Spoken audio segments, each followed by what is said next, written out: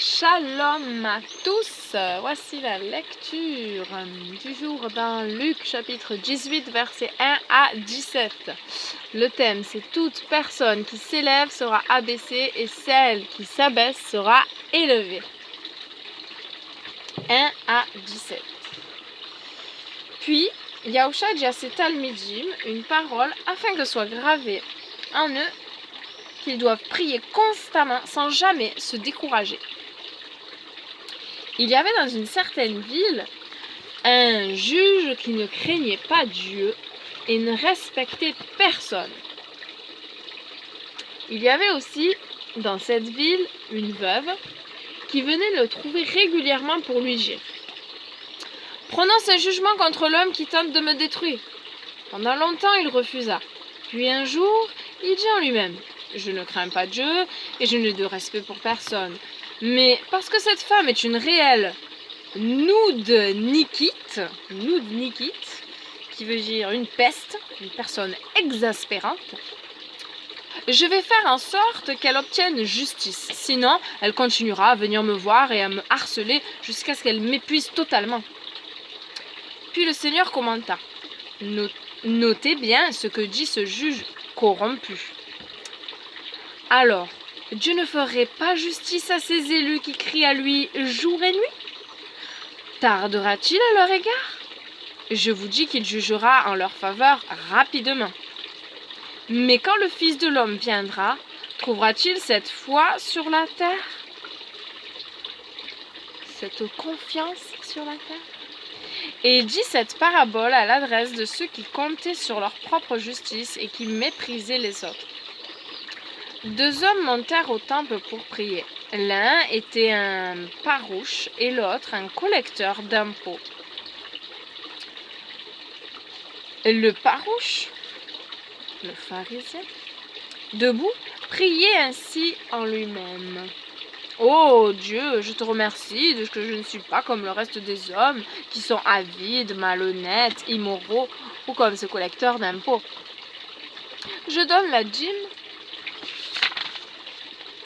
de tout mon revenu. »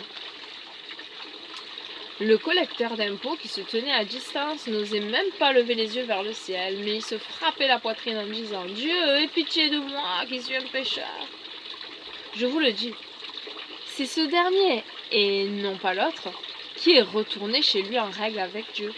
Car quiconque s'élève sera humilié, et quiconque s'humilie sera élevé.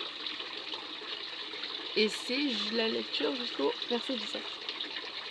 Des gens amenaient des bébés pour qu'il pose ses mains sur eux. Mais quand ces talmidim virent cela, ils les réprimandèrent. Malgré cela, Yahusha fit venir les enfants à lui et dit « Laissez les enfants venir à moi et ne les en empêchez pas, car le royaume de Dieu appartient à ceux qui sont comme eux. Oui, je vous le dis, celui qui ne reçoit pas le royaume de Dieu comme un petit enfant n'y entrera jamais. »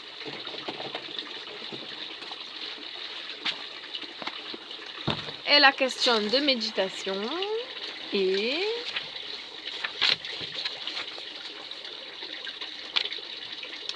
dans quel domaine devrais-je montrer plus d'humilité? Dans quel domaine devrais-je montrer plus d'humilité? Seigneur, je prie pour chacun de nous, Seigneur. Merci. Parce que tu es là et tu nous donnes toujours faim et soif de ta parole. Nous savons que nous avons besoin de cette parole pour nourrir nos âmes. Nous savons que sans ton bon conseil, nous manquons de direction, nous manquons de sagesse divine, de discernement.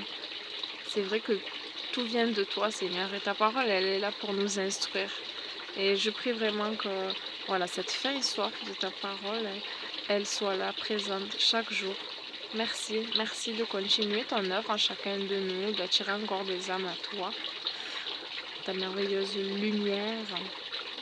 Et je prie vraiment pour tout orgueil, que tout orgueil soit rejeté de nos vies. Et comme la question de méditation, c'est ça, que chacun de nous puissions chercher comment être plus dans l'humilité, Seigneur.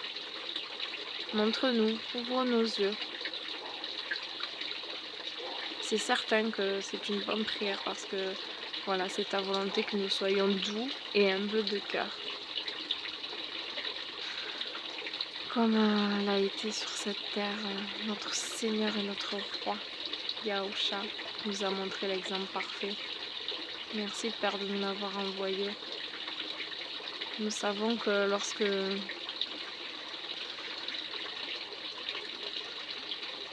nous le voyons, nous te voyons. Toi qui es invisible. Merci encore. Merci pour cette grande œuvre. Merci de nous avoir rachetés à ce grand prix, au prix du sang de notre Messie.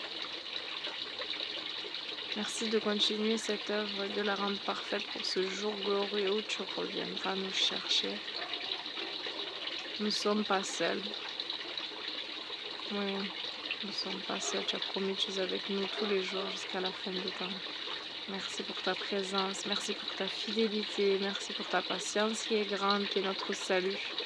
Nous serons perdus sans toi. Montre-nous le chemin encore, comme tu as promis. Je t'instruirai, je te montrerai le chemin à suivre, j'aurai le regard posé sur toi. Merci d'avoir le regard posé sur chacun de tes enfants. Et oui, et comme on l'a lu, persévérons dans la prière, parce que si un juge qui est corrompu, inique, eh ben, il exauce parce qu'il en a marre, voilà, qu'on l'exaspère. Ben toi qui es amour et qui aimes tes enfants et qui veux le meilleur pour tes enfants, ben bien plus, hein, tu vas répondre. Merci, merci d'être là, merci d'être qui tu es.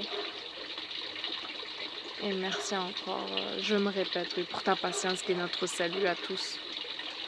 Ouvre les yeux de nos cœurs, Père, ouvre les yeux de nos cœurs, nous désirons te voir, nous désirons te voir. Ouvre les yeux de nos cœurs, Père, ouvre les yeux de nos cœurs, nous désirons te voir. Amen. Je désire te voir. Merci.